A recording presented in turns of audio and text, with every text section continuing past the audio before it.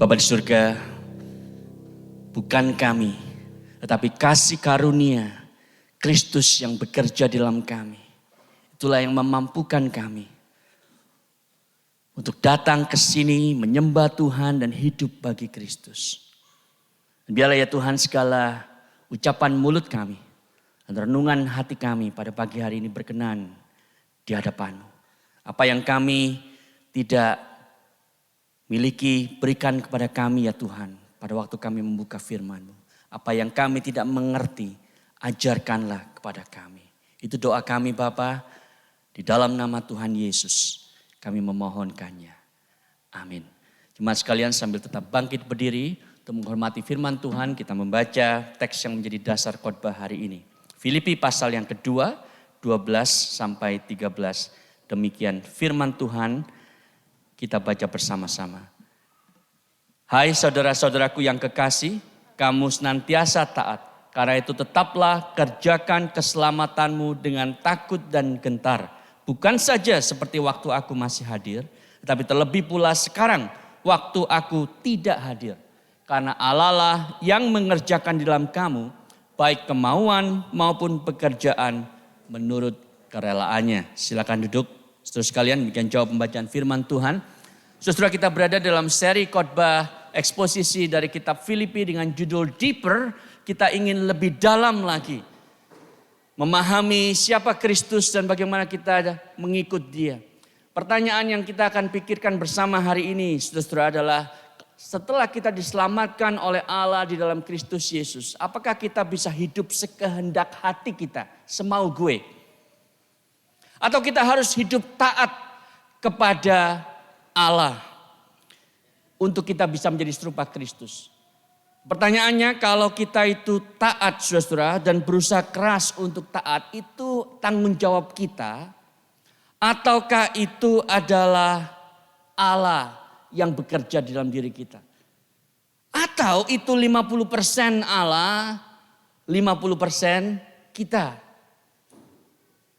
Dalam khotbah hari ini kita akan memikirkan pertanyaan tersebut dan melihat paradoks dari proses pengudusan, paradoks dari kehidupan orang Kristen yang seharusnya taat kepada Allah. Dan kita akan melihat saudara bahwa di dalam Alkitab kita itu banyak sekali paradoks. Dalam kitab Filipi saja kita sudah membahas saudara ada beberapa paradoks khotbah-khotbah yang lalu. Misalnya saudara bahwa Yesus itu memiliki natur sebagai Allah 100% tetapi juga manusia 100%. Kita diberitahu saudara bahwa Allah Tritunggal itu adalah satu hakikat tetapi tiga pribadi. Ada banyak paradoks saudara di dalam firman Tuhan. Dan hari ini kita akan melihat paradoks bagaimana Anda dan saya pada waktu berusaha taat kepada Allah di dalam Kristus Yesus itu pun memiliki paradoks. Ada 3 poin yang saya ingin sharingkan kepada Anda tentang sanctification, proses pengudusan. Yang pertama adalah prinsipnya. Ya, the first P adalah the principle of sanctification. Mari kita lihat bersama-sama poin yang pertama ini dari ayat yang ke-12 Filipi pasal yang kedua. Hai saudara-saudaraku yang kekasih, kamu senantiasa taat, karena itu tetaplah kerjakan keselamatanmu dengan takut dan gentar seperti yang ada di dalam slide tersebut. Saudara, di dalam bahasa Inggris dikatakan kata therefore itu di depan saudara. Dan sebetulnya itu yang lebih akurat. Ya karena itu ada di depan. Saudara, kita bersyukur setiap kali baca Alkitab ada kata karena itu. Itu berarti saudara kalau kita mau memahami bagian yang muncul setelah karena itu, kita harus melihat yang sebelumnya. Dan kita tahu saudara, Paulus sedang berbicara kepada jemaat Filipi. Dan dia sedang secara khusus saudara mengatakan kepada jemaat Filipi yang pastinya sudah Kristen. Ya kalau kita balik karena itu dari sejak Filipi pasal 1 ayat yang pertama. Di sana Paulus mengatakan demikian saudara. Dari Paulus dan Timotius hamba-hamba Kristus Yesus kepada semua orang kudus dalam Kristus Yesus di Filipi. Jadi jelas saudara bahwa dia berbicara kepada orang yang sudah Kristen di dalam gereja Filipi. Itu sebabnya pada waktu kita menemukan kata perintah seperti ini, tetap kerjakanlah keselamatanmu. Itu kata perintahnya, itu kata kuncinya saudara di dalam ayat 12. Tentu maksud Paulus bukan kerjalah untuk mendapat keselamatan. Bukan itu yang dia maksud. Dia tidak sedang mengatakan engkau harus berusaha keras untuk taat supaya diselamatkan. Kenapa saudara? Karena alasan yang pertama dia sedang berbicara kepada orang yang sudah menerima keselamatan. Alasan yang kedua saudara, karena kalau Paulus bilang bahwa kamu harus kerja keras dan taat untuk diselamatkan, itu akan bertabrakan dengan semua pengajaran yang dia berikan di seluruh surat-suratnya. Misalnya saudara di satu ayat yang paling jelas, Efesus 2 ayat 8 sampai 10. Paulus menulis begini, sebab karena kasih karunia kamu diselamatkan oleh iman. Itu bukanlah hasil usahamu, tetapi pemberian Allah. Itu bukanlah hasil pekerjaanmu. Jangan ada orang yang memegahkan diri. Itu sebabnya saudara, Paulus tidak mengatakan kerjalah, taatlah untuk selamat. Tetapi yang dimaksud adalah bahwa engkau harus taat untuk menyatakan bahwa engkau sudah selamat. Saudara, kenapa? Karena keselamatan kita adalah keselamatan yang diberikan hanya melalui iman, hanya oleh kasih karunia, dan hanya di dalam Kristus. The salvation that we have is through faith alone, by grace alone, and in Christ alone. Itu pengajaran yang Rasul Paulus selalu sampaikan, saudara, yang diintisarikan oleh bapak-bapak gereja di zaman dulu. Jadi kita tidak bekerja, tidak taat untuk keselamatan kita. Saudara, analoginya sederhana, saudara. Waktu Yesus itu datang ke rumah Marta dan Maria karena Lazarus itu sakit, saudara. Dia datangnya telat. Datangnya telat 4 hari dan mayat Lazarus itu sudah mulai bau dan membusuk. Tapi kemudian Yesus bilang kepada Lazarus, Lazarus keluarlah. Saudara, itu kondisi Anda dan saya. Kita mati secara rohani. Problem terbesar manusia bukan kebodohan intelektual, tapi kematian rohani. Dan tidak ada usaha yang kita bisa lakukan, saudara, untuk kita itu bisa membangkitkan diri sendiri. Sama seperti Lazarus, dia sudah mati 4 hari. Tapi ketika Yesus berkata, Lazarus keluarlah, dia bangkit, saudara. Demikian kita juga, kita mati secara rohani. Allah berkata, bangkitlah, kita kemudian dibangkitkan secara rohani di dalam Kristus Yesus. Jadi saudara, itu satu-satunya cara anugerah Allah melalui iman di dalam Kristus sehingga kita bisa dipindahkan dari dead in sin menuju dead to sin. Hanya ada 2 saudara status manusia. Anda tidak harus memilih Anda ada di mana hari ini. Anda sedang mati di dalam dosa atau Anda mati terhadap dosa. Dead to sin. Yang dimaksud Paulus di dalam bagian ini, saudara, adalah bahwa kita bukan bekerja untuk diselamatkan, tapi kita itu bekerja karena kita sudah diselamatkan. Jadi dalam slide berikutnya Anda bisa melihat, saudara, satu catchword, satu slogan yang sangat penting yang dimunculkan di dalam zaman reformasi dan dipertahankan sampai hari ini sebagai bagian penting dari teologi reform. Kita diselamatkan hanya oleh iman. Tetapi iman yang menyelamatkan tidak pernah sendirian. Amin, saudara. Kita diselamatkan dari dosa dan hukuman dosa hanya oleh iman. Tetapi iman yang menyelamatkan akan membuat kita hidup taat dalam pengudusan. Jadi pengudusan dan ketaatan kita itu bukan syarat untuk keselamatan, tetapi bukti kita sudah diselamatkan. Pengudusan dan ketaatan itu bukan faktor penyebab, tetapi tanda kita sudah diselamatkan. Saudara, perhatikan di dalam ayat 12 tadi, Paulus berkata, tetap kerjakanlah keselamatanmu. Itu sebuah perintah, saudara. Sebuah perintah yang seharusnya muncul karena kita sudah diselamatkan. Paulus tidak bilang gini, work out your investment, work out your reputation, tapi work out your salvation. Kalau Anda sudah menjadi orang percaya, saudara, mana yang seringkali menguasai pikiran Anda tiap hari, begitu bangun pagi, pikirannya cuan gitu ya. Itu namanya work out your investment, work out your business tiap kali. Tetapi seharusnya yang menguasai, yang mendominasi pikiran kita, saudara, adalah kerjakanlah keselamatanmu.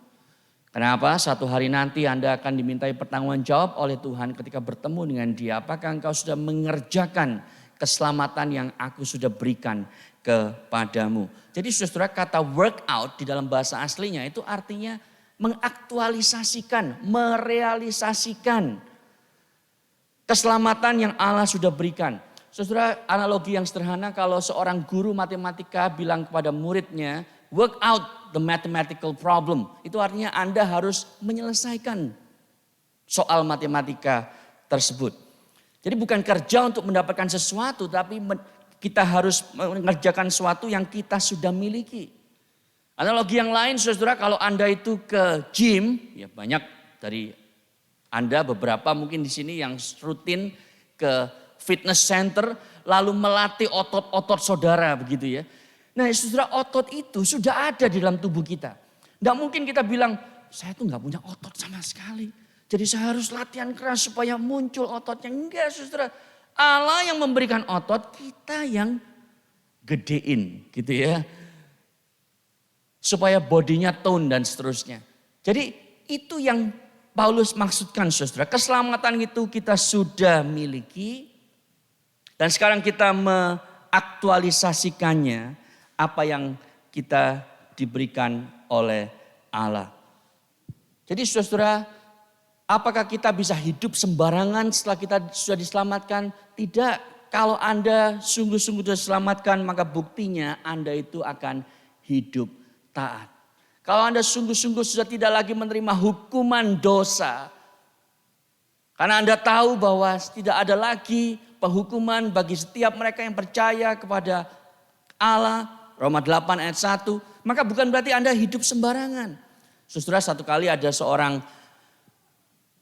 mama yang begitu pulang dari kantornya, dia masuk ke kamar karena mamanya kerja. Terus habis itu pulang, saudara-saudara, tidak lama dia mendengar suara satu barang besar pecah di rumahnya.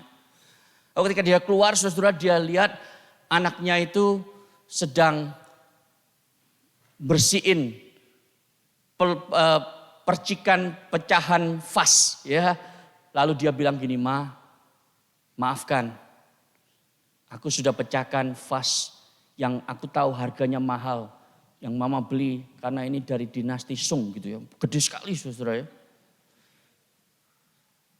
Aku akan siap untuk keluar dari rumah, nanti aku akan taruh baju-baju dalam koper, lalu aku akan pergi karena pasti mama akan usir aku. Soalnya vas ini yang begitu mahal aku sudah pecahkan. Rupanya dia main basket di rumah, saudara. Terus mamanya bilang, kamu tahu ini bukan dinasti Sung, tapi dari dinasti Ming, lebih mahal tahu gitu.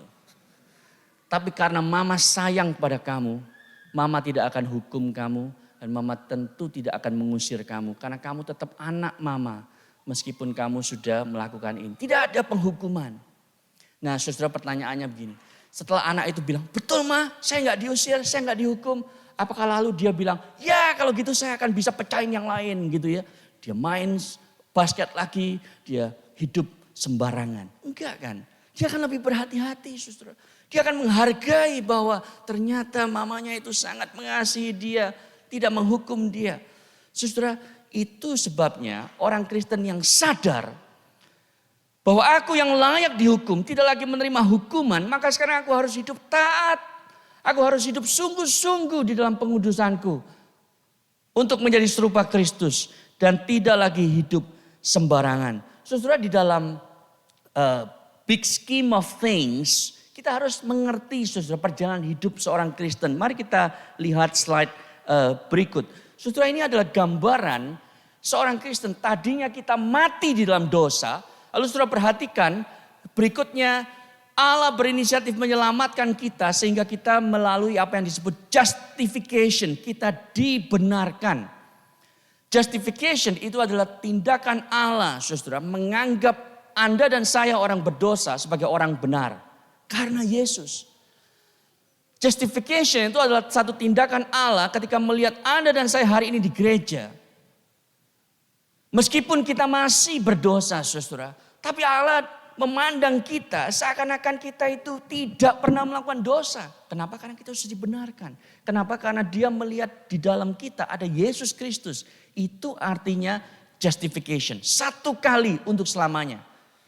Tapi sejak saat itu kita kemudian masuk kepada fase yang berikutnya. Yang menjadi fokus khotbah hari ini. Yaitu fase pengudusan atau sanctification.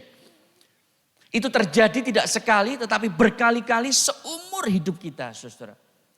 Sanctification itu apa? Sanctification adalah tindakan Allah memperbarui dan mentransformasi Anda dan saya. Sehingga menurut Westminster Shorter Catechism pertanyaan yang ke-35, kita semakin mati terhadap dosa dan semakin hidup untuk kebenaran. Itu adalah proses pengudusan. Itu terjadi seumur hidup berulang kali sampai kita masuk ke tahap berikutnya yaitu glorification pada waktu kita mati. Pada waktu kita bertemu dengan Yesus dan ada di dalam hadiratnya di dalam kekekalan. Jadi saudara, satu hal yang kita harus ingat baik-baik bahwa di dalam justification ini saudara, itu berarti kita sudah diselamatkan di masa lalu. Sementara di dalam sanctification kita sedang diselamatkan dan di dalam glorification kita akan diselamatkan. Jadi saudara, orang Kristen itu berada di dalam satu status di mana kita bisa mengatakan saya sudah diselamatkan, saya sedang diselamatkan dan saya akan diselamatkan. Pada waktu Paulus mengatakan kerjakanlah keselamatanmu, itu di dalam rangka yang present dan future, saudara. Yaitu bahwa engkau harus terus menerus merealisasikan keselamatan yang Allah sudah berikan kepadamu. Saya harap Anda paham akan hal ini, saudara. Karena saya paham sekali bertumbuh sebagai seorang Kristen, saudara, di dalam banyak gereja. Pengajaran seperti ini tidak disampaikan secara clear dan kalau ini pertama kali Anda mendengar tentang ini, mata rantai keselamatan, saya harap Anda tidak pernah melupakannya seumur hidupmu. Pada waktu yang menarik di bagian Filipi 2 ini, saudara, pada waktu Paulus bilang gini, kerjakanlah keselamatanmu. Dia sedang bicara soal ketaatan, saudara. Ya, kamu senantiasa taat. Jadi sekarang tetap kerjakan keselamatanmu. Saudara, dasarnya tidak lain dan tidak bukan karena di ayat yang ke-8, di ayat sebelumnya, Paulus mengatakan Yesus Kristus dalam keadaan sebagai manusia, taat sampai mati, bahkan sampai mati di atas kayu salib. Jadi ketaatan Yesus Kristus menjadi dasar kita juga taat kepada Allah. Ketaatan Yesus Kristus sampai mati di atas kayu salib membuat kita seharusnya terus mengerjakan keselamatan kita di dalam ketaatan untuk pengudusan kita. Kalau saudara dan saya sudah diselamatkan, prinsipnya adalah kita terus taat di dalam pengudusan. Kita tidak santai, tidak berbuat apa-apa, tetapi kita aktif untuk kita itu bisa semakin serupa Kristus. Yang kedua, saudara, kalau kita sudah melihat the principle of sanctification, kita melihat the power in sanctification. Kuasa di dalam pengudusan. Ayat yang ke-13. Karena Allah lah yang mengerjakan di dalam kamu, baik kemauan maupun pekerjaan menurut kerelaannya. Di dalam bahasa Inggris, for it is God who works in you, both to will and to work. Ada dua hal di sana. To will and to work. Dan ini menarik, saudara. Kenapa? Karena Paulus tidak hanya berhenti sampai karena Allah yang mengerjakan di dalam kamu semua itu. Tapi dia dengan spesifik mengatakan dua hal. Allah mengerjakan kemauannya dan pekerjaannya. Jadi Paulus tidak berkata gini loh ya. Tuhan kan sudah melakukan bagiannya. Sekarang giliranmu melakukan bagianmu. Tuhan kan sudah menyelamatkanmu. Sekarang giliranmu untuk taat. Tak awasin lo ya. Kalau sampai engkau tidak taat, aku akan hukum lagi. Bukan itu yang dikatakan Paulus, saudara. Paulus juga tidak berkata begini. Kamu berusaha taat, sebisamu nanti aku bantu. Itu namanya teologia 50-50. Ya. Jadi God helps those who help themselves. Allah itu menolong mereka yang mau menolong diri sendiri. Jadi orang-orang yang taat nanti Allah bantu di tengah-tengah, kira-kira begitu. Saudara, bukan itu yang Paulus ajarkan.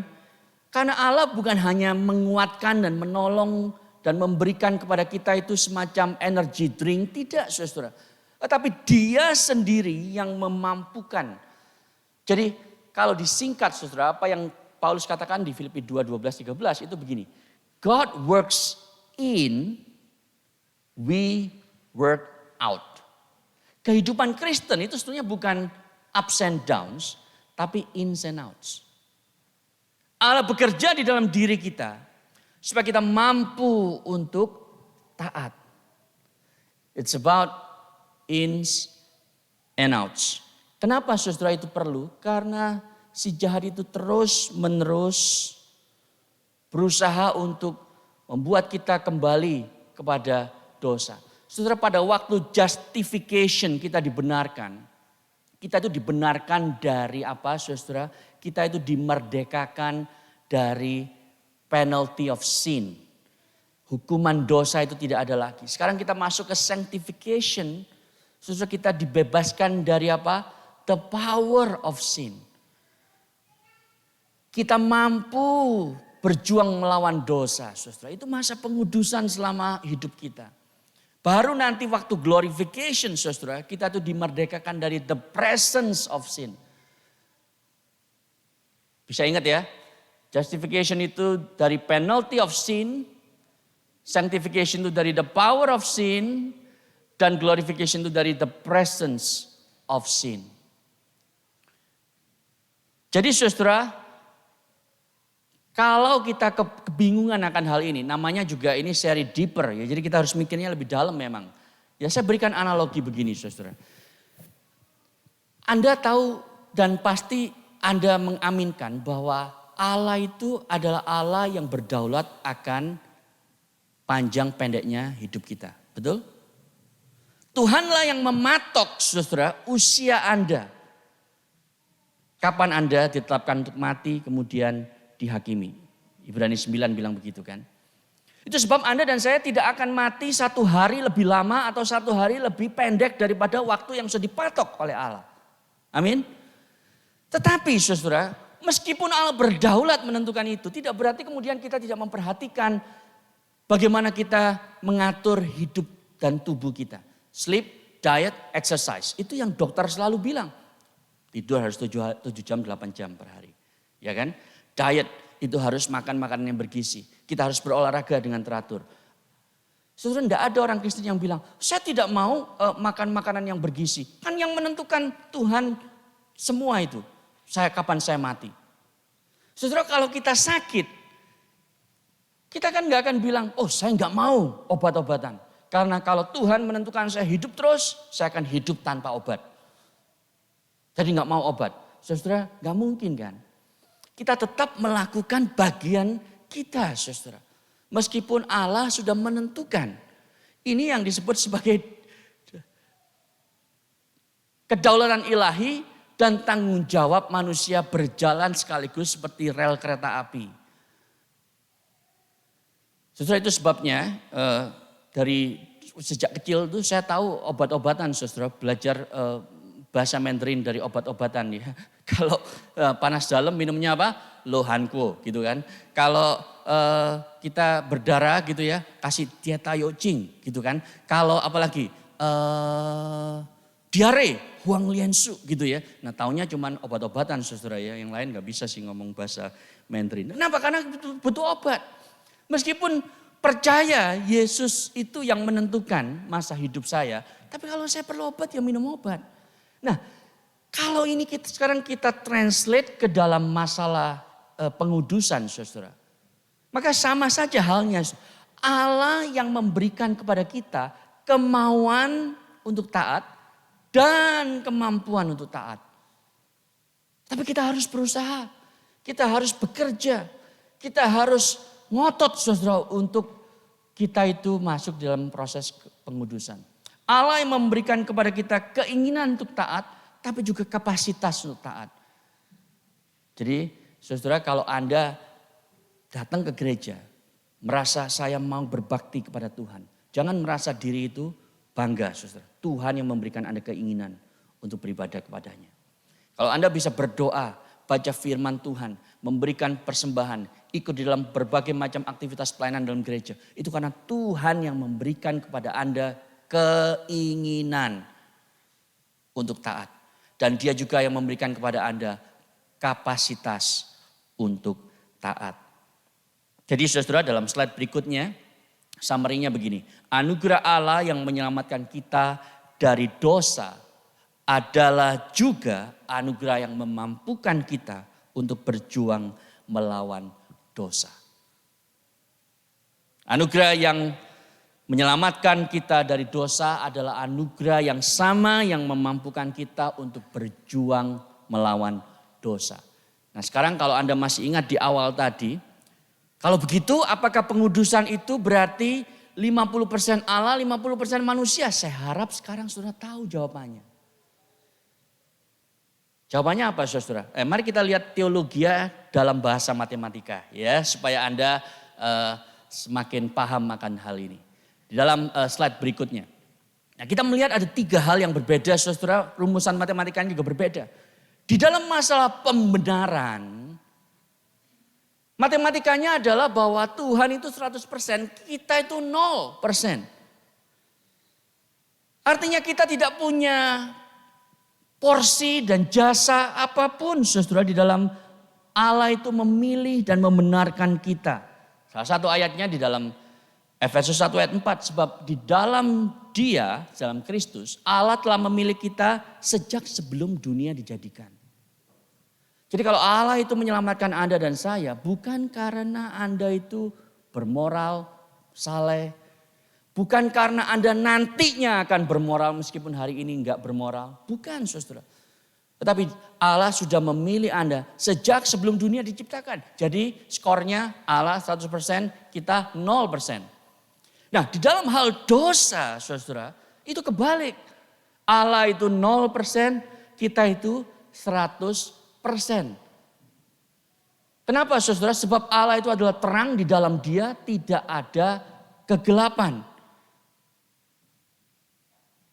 Sebab Allah itu tidak mencobai siapapun. Itu yang dinyatakan oleh Alkitab. Nah sekarang kita masuk ke dalam pengudusan. Ini topik kita hari ini. Rumusan yang benar bukan 50-50 tapi 100%, 100%. Pengudusan itu Tuhan 100%, kita 100%. Jadi Allah menguduskan kita, kita juga aktif saudara untuk masuk di dalam proses pengudusan itu. Nah salah satu ayat yang menolong untuk kita paham ini adalah 1 Korintus 15 ayat 10. Paulus bilang begini saudara. Tapi kasih karunia Allah itu, karena kasih karunia Allah itu aku ada sebagaimana aku ada. Aku telah bekerja lebih keras, saudara perhatikan.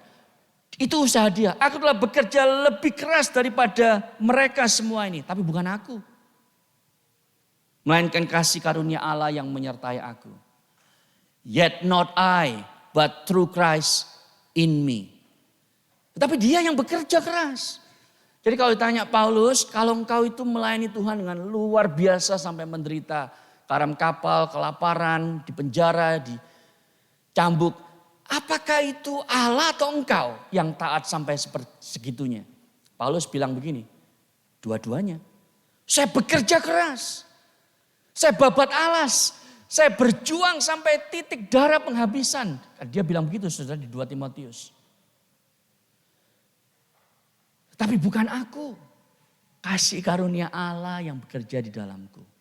Jadi saudara, kita tahu bahwa semua ketaatan kita mampu lakukan karena Allah bekerja di dalam kita. Tetapi di sisi lain kitalah yang melakukan pekerjaan tersebut. Saudara, Petrus dalam ayat berikutnya slide yang muncul mengatakan hal yang sama di 2 Petrus 1 ayat 3. Dia bilang begini, karena kuasa ilahinya menganugerahkan kepada kita segala sesuatu yang berguna untuk hidup saleh. Sudah lihat, jadi kalau Anda mau hidup saleh, Anda mau taat kepada Tuhan, ada divine power within us. Sudah ada itu. Tetapi kemudian Petrus bilang begini di ayat yang kelima. Justru itu kamu harus sungguh-sungguh berusaha. Jadi siapa yang berusaha? Kita. Kita sungguh-sungguh berusaha. Tetapi sudah ada kekuatan ilahi itu. Kuasa ilahi itu. Untuk kita itu bisa mau sungguh-sungguh berusaha.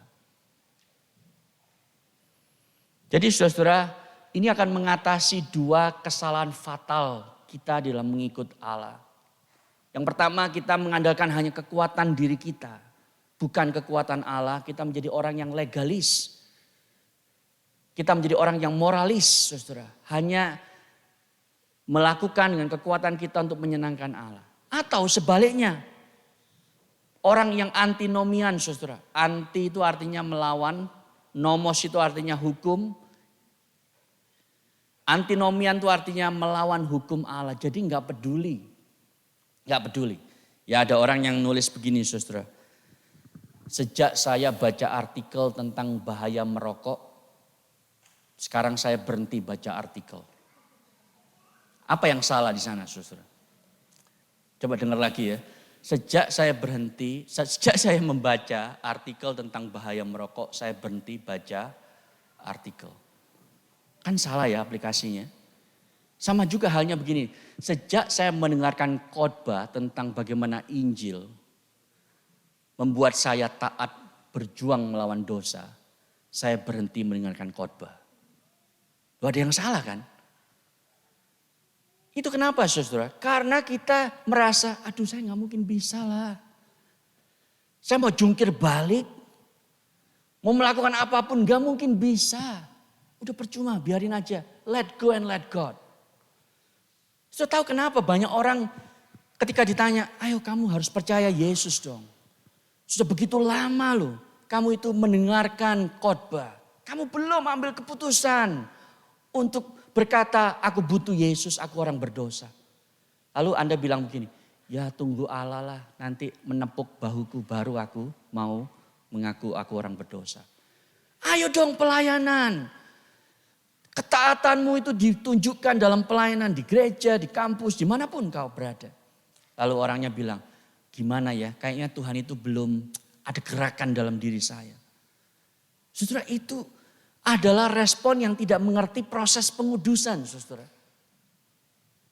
Karena kalau Anda itu sudah percaya dalam Yesus, ada kekuatan ilahi yang membuat Anda itu mau taat. Yang membuat Anda itu mau hidup aktif untuk menjadi serupa Kristus. Itu sebabnya saudara, kalau Anda membaca Filipi ini secara eksposisi, ini untungnya kita khotbah eksposisi. Ya Paulus kan baru bilang saudara di pasal 1 sampai 11 tentang Yesus. The great example, lihat Yesus. Yang walaupun dalam rupa Allah tidak menganggap kesetaraan dengan Allah sebagai milik yang harus dipertahankan. Mengambil rupa seorang hamba menjadi sama dengan manusia, taat sampai mati, bahkan mati sampai di kayu salib. Sekarang jadilah seperti Yesus. Saudara, kalau kita cuma menjadikan Yesus itu teladan, Anda dan saya akan setengah mati saudara. Sampai kapan gue bisa jadi Yesus? Jangankan Yesus jadi kayak Daud aja susah. Jadi Abraham aja susah. Apalagi jadi Yesus. Gak mungkin lah. Tapi kita bersyukur kita diberitahu oleh Paulus saudara. Sebab Allah yang mengerjakan di dalam kamu baik kemauan maupun pekerjaannya. Allah yang memberikan kepada kamu keinginan untuk taat. Seperti Yesus. Allah yang memberikan kepadamu kemampuan untuk taat. Seperti Yesus. Yang terakhir saudara, yang ketiga. Kita sudah melihat the principle of sanctification, the power in sanctification. Sekarang kita melihat the pattern for sanctification. Ini cepat saja. Yang pertama saudara, kita harus taat secara konsisten. Paulus bilang begini tadinya. Jemaat Filipi, my beloved, kamu senantiasa taat. Ya, taat itu kan kata yang bagus ya dalam bahasa Indonesia. Dibolak-balik juga taat. Ya, Anda mulai baca dari belakang, dari depan, taat. Jadi taatlah terus menerus. Kenapa kita bisa konsisten, saudara? Karena kita tahu hasil akhirnya itu sudah dijamin kita akan serupa Yesus. Sebenarnya loh. Kalau Anda itu harus belajar ujian dan Anda tidak tahu jelas Anda akan fail apa bisa lulus. Saudara, motivasi Anda mungkin tidak sebesar dibanding dengan kamu belajar ya. Nanti pasti kamu dapat nilai yang terbaik. Saudara, mana yang lebih membuat Anda motivasi? Pasti kalau Anda tahu bahwa Anda akan lulus. Demikian juga Paulus mengatakan di Filipi 1 ayat yang ke-6, saudara. Ia yang memulai pekerjaan baik, apa? Akan menyelesaikannya, akan meneruskannya sampai pada akhirnya pada hari Kristus Yesus. Jadi kepastian kita itu sempurna dalam Yesus seharusnya membuat kita konsisten untuk taat. Yang kedua, saudara, kita harus taat dengan otentik. Paulus bilang taatlah bukan karena waktu ada aku saja. Karena aku ini pendiri gereja, aku ini pastormu, aku ini pendetamu begitu ya. Paulus bilang jangan taat kalau waktu aku ada. Tapi waktu aku enggak ada engkau harus juga taat. Itu berarti harus otentik, saudara. Jangan hanya taat supaya dipuji orang. Yang ketiga, saudara, engkau harus taat dengan takut dan gentar. Bukan takut dihukum kalau gagal. Tapi maksudnya takut dan gentar itu adalah dengan kekaguman yang luar biasa akan Yesus. Yesus yang baru diberitahu oleh Paulus memiliki nama di atas segala nama. Semua lutut akan bertelut dan setiap lidah akan mengaku Yesus adalah Tuhan. Kalau engkau harus taat kepada Yesus yang sedemikian. Bukankah seharusnya itu membuat engkau itu berhati-hati dengan takut dan gentar. Tidak pernah sembarangan hidup bagi dia yang sudah mati bagimu. Tapi kita juga tahu saudara kita tidak akan takut dihukum. Karena dikatakan Paulus bilang dalam Kristus ada nasihat, ada penghiburan kasih. Ya kan, ada damai sejahtera. Jadi saudara kita tidak sedang taat kepada bos yang semena-mena dan kejam dan mengerikan. Itu yang Paulus katakan bahwa kita itu taat bukan untuk diselamatkan tapi untuk hidup menyenangkan Dia yang sudah menyelamatkan kita. Yang terakhir saudara kita harus taat secara personal dan komunal. Saudara ini adalah poin yang sebenarnya baru saya pahami ketika saya menyiapkan khotbah ini. Padahal sekitar tahun 2003 saya pernah eksposisi Filipi komplit saudara satu surat. Tapi baru sekarang saya mengerti ini. Pada waktu melakukan eksposisi, saudara melihat semua konteksnya. Ini ditulis dalam konteks komunitas jemaat Filipi. Jadi pada waktu Paulus bilang, kerjakanlah keselamatanmu. Memang itu bisa secara personal tetapi juga dalam konteks komunal, saudara. Di pasal 2 ayat 3, Paulus kan bilang begini. Sebaliknya dengan rendah hati, seorang menganggap yang lain lebih utama dari dirinya sendiri. Hendaklah kamu punya pikiran perasaan seperti yang terdapat juga dalam Kristus Yesus. Yang melayani orang lain. Jadi dalam konteks komunal. Maksud saya begini saudara. Kalau Anda taat. Taatlah supaya Anda terus menjadi berkat bagi komunitas iman. Keluarga iman yang ada di gereja di mana Anda ada. Itu yang dimaksud. Jadi bukan taat saya dengan Allah tok. Tapi taat saya itu akan menjadi berkat bagi orang lain. Dia sedang ngomong dalam konteks komunal ini. Saudara karena ini hari ibu. Kita merayakan Mother's Day. Maka ilustrasi penutup saya yang terakhir ini tentang ibu. Saya membaca satu artikel saudara. Yang ditulis oleh seorang yang bernama Emily Morris. Di Gospel Coalition tahun 2015. Dia adalah seorang ibu muda, anaknya 3. Usianya semua di bawah 5 tahun. Dia mengatakan saudara setiap hari Minggu dia bergumul dengan susah payah untuk bisa ke gereja. Bayangkan saudara anaknya 3 di bawah 5 tahun dan dia bilang saya juga adalah istri seorang pendeta.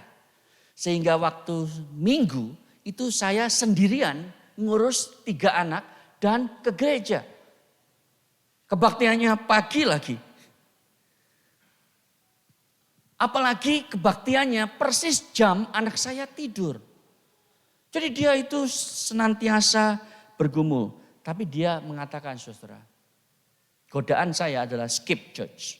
Skip church gitu ya. Sampai anaknya sudah 17 tahun misalnya. Tapi dia terus bergumul dengan itu. Tapi dia ingat, saudara, dia ingat Filipi pasal yang kedua yang kita bahas hari ini. Dia bilang, saudara, kalau Yesus itu tidak mementingkan kepentingan dirinya, tapi melayani orang lain. Maka saya juga tidak mementingkan kepentingan diri saya, tapi saya melayani orang lain. Lalu dia bilang, aku tidak akan give up on attending Sunday service. Jadi dia bilang begini, saudara, kepada para pastor dan elders dulu. Kalau ada ibu muda yang setelah punya anak tidak bisa hadir, jangan menghakimi mereka. Mereka bergumul. Kalau mereka sedang sakit, mereka tidak bisa hadir, bawalah persekutuan gereja ke rumahnya. Dukunglah dia. Tapi on the other hand, doronglah dia untuk menjadi accountable, untuk datang ke gereja dan menjadi berkat. Si penulis artikel ini bilang begini, saudara, pada waktu aku datang ke gereja, meskipun anak-anakku masih kecil, itu berarti aku sedang melakukan sebuah teladan bagi ibu-ibu muda yang lain, bagi orang-orang yang masih single, bahwa ibadah kepada Allah itu adalah prioritas. Dan dari sejak kecil anak-anakku tahu itu, seberapapun sulit, ibadah kepada Tuhan adalah prioritas. Karena aku mau taat mengerjakan keselamatanku. Yang kedua dia bilang, pada waktu aku datang ke gereja, itu aku memberikan kesempatan kepada orang-orang di gereja untuk melayani aku. Tidak mementingkan kepentingan diri mereka, tapi melayani seorang ibu muda dengan 3 anak di bawah usia 5 tahun.